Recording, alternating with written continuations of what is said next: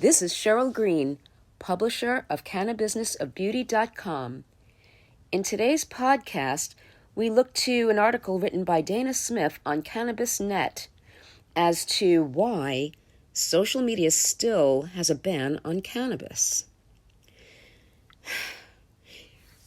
Anyone who handles the marketing or social media side for the cannabis business can tell you that social media is a huge pain in the derriere. Here, we're going to tell you what you can do about it. With ever-changing regulations and community guidelines, hemp and cannabis companies struggle with marketing. Advertising online is like walking on eggshells. You just never know when you're going to get a shadow ban, which is when TikTok, Instagram, or Facebook suddenly hide your podcasts or restricts them from followers which you worked so hard to get organically. Once your brand has been shadow banned, this leads to a significantly reduced interaction and reach. Worst of all, companies aren't warned or given any formal notifications when they are shadow banned. In some cases, posts can even be deleted if the social media giants suddenly decide that they go against community guidelines. And even worst of all, you can have your account deleted permanently if all these happen multiple times. Months, years even, of hard work online can all be wiped out without you even knowing it.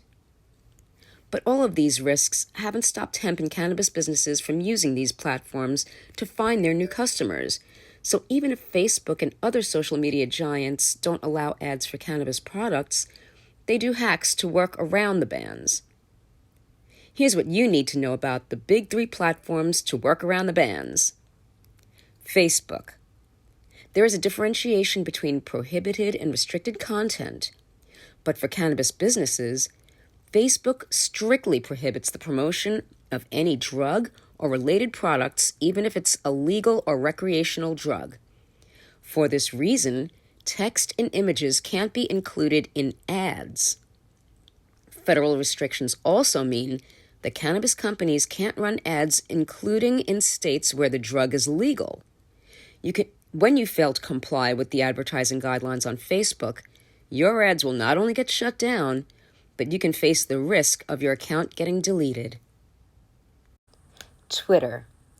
Twitter states that illegal drugs, recreational and herbal drugs, accessories associated with drug use, drug dispensaries, and depictions of hard drug use are prohibited in its advertising policies under the drugs and drug paraphernalia section. Instagram. Since Facebook acquired Instagram in 2012, they apply the same kind of restricted advertising policies which say, in many words, that there is no kind of advertising allowed for cannabis companies on the platform. So, what can be done to work around these? Since cannabis businesses can't advertise on social media, they have to resort to reaching their audiences organically the hard way, by creating amazing content. However, that has its own caveat. Social media platforms limit the organic reach of cannabis posts, but that doesn't mean that you can't reach a large audience. You just have to be clever in your strategy and always stay up to date with the changing restrictions. Here's what you can do. Post educational content on cannabis. This type of content is almost guaranteed to be a sure hit because it gives value to your followers by educating them on topics that they care about. For example, cannabis brands can educate their customers by sharing informative and helpful articles about medicinal uses of the plant or how to use their product. If your brand is just starting out online, it might take a few posts to see which topics strike a chord with your followers. After a while, you can then identify which topics will get a good response from your audience. Just remember not to post sales promotions with educational content because these can cause your post to be removed or get red flagged. Use other channels for sales promotions. Diversify your channels. Don't put all your eggs in one basket applies to cannabis marketing too. You'll see greater success if you work with more platforms as long as you are strategic about your platforms, to ensure that all posts align well with your brand mission. Additionally, study the psychographic and demographic profile of your target audience to determine which platforms you should be using. For example, industry news and corporate information on your brand are best shared on LinkedIn, while educational posts can be shared on Facebook. If you aren't sure about which platforms will provide you the best engagement and results, then do some testing. Videos. Video is one of the most engaging types of content on social media.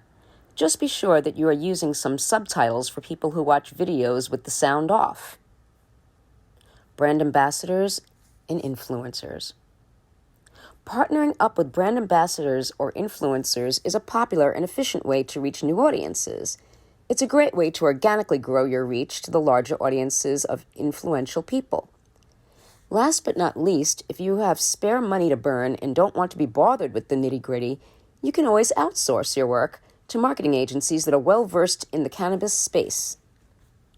Conclusion. While it may seem tempting to blast sales promotions on your new products online, stop. You can get red flagged or even have your account deactivated. Remember that your followers want to patronize accounts that give them valuable content because truly valuable content stands out in a sea of many other cannabis brands that are already trying to do the same thing as you are. People don't want to be pitched to all the time. Don't post images of the cannabis plant heavily, since this won't appeal to everyone, such as seniors who are looking for information, and this can also get your page red flagged. Follow the best practices, and eventually you'll get the hang of what you should and shouldn't do on social media to grow your business.